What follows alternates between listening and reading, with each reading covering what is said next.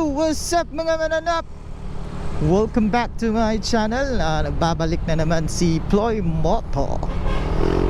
So ngayong araw tayo ay paikot-ikot lang. Actually ititest ko lang yung aking bagong mic adapter na binili ko sa Shopee.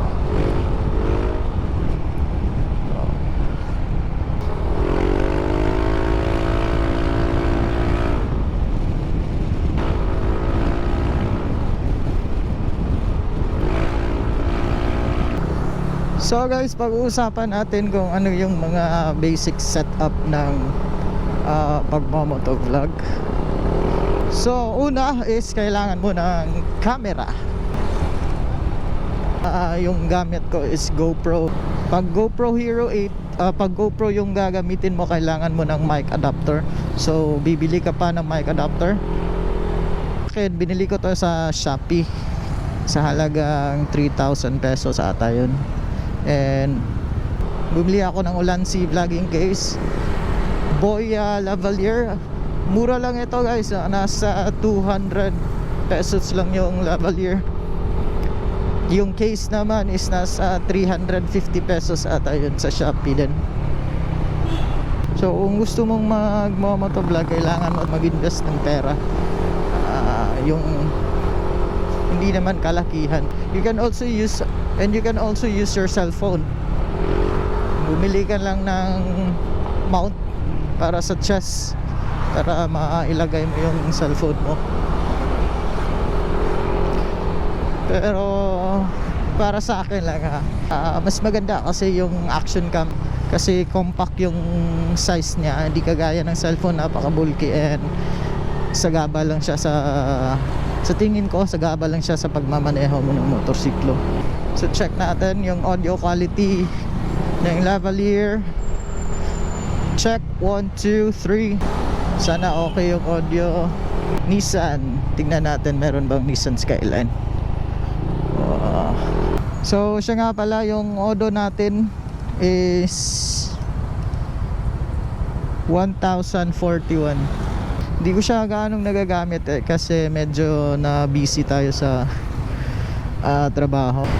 And sa nakapanood ng previous vlog ko, yung ADV ko is nabenta na nga pala, at pinalitan ko agad ng Nmax. Right turn.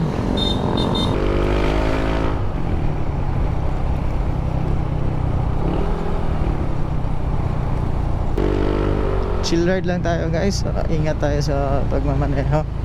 Time check, it's 7:24 AM. So baka uuwi na ako kasi chine-check lang yung audio quality at ay shit.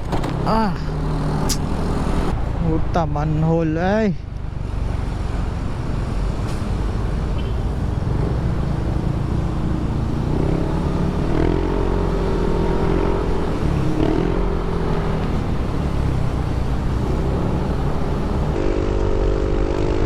So guys, thank you so much for watching this video. I hope you enjoy it, and please don't forget to like, share, and subscribe. Thank you.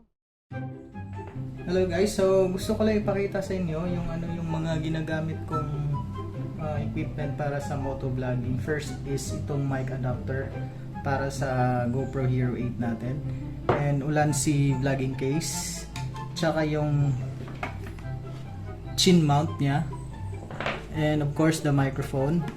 So nandito yung microphone niya, binutasan ko na lang ng konti para maipasok ko yung wire ng microphone. So as you can see, andito yung microphone nasa ilalim. Ganitong paraan na minimize natin yung wind noise, hindi siya exposed sa hangin, so that is why nalalasan natin yung wind noise. So paano ba to ikakabit? First kunin mo yung GoPro, of course, and tanggalin mo. May lock siya dito, tanggalin mo muna dito, and pasok mo dito. Yan.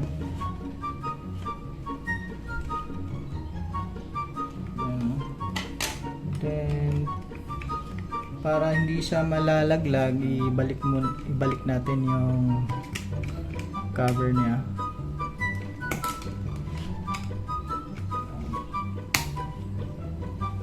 And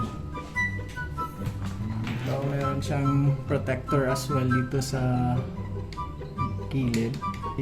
Papasok natin yung GoPro mic adapter. Ito.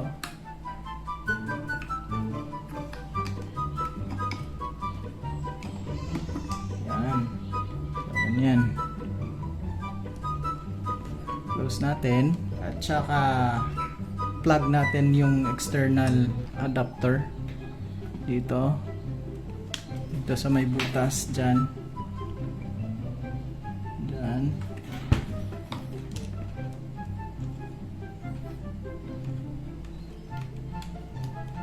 Then yung microphone, lastly yung microphone dito na. So that's it. So ganyan lang kasimple yung setup natin. So quick review lang tayo sa motor natin na Nmax 2021. So sa akin yung kulay sa akin na kinuha is yung Icon Gray. And it has already a traction control system with dual ABS channel. And it is already equipped with motorcycle connect or yung tinatawag nila na Y connect. So nagpalit lang ako ng mga accessories like the step board, the matting. Nagpalit lang ako ng MT8 Ratlook power pipe. So pinalitan ko na lang din yung rear suspension. Ito ay KYB. Cellphone holder. Ito. Nagpalit na din tayo ng grab bar. So that's it guys. So maraming salamat sa mga taong walang sawang sumuporta. And please don't forget to like, share, and subscribe. Peace!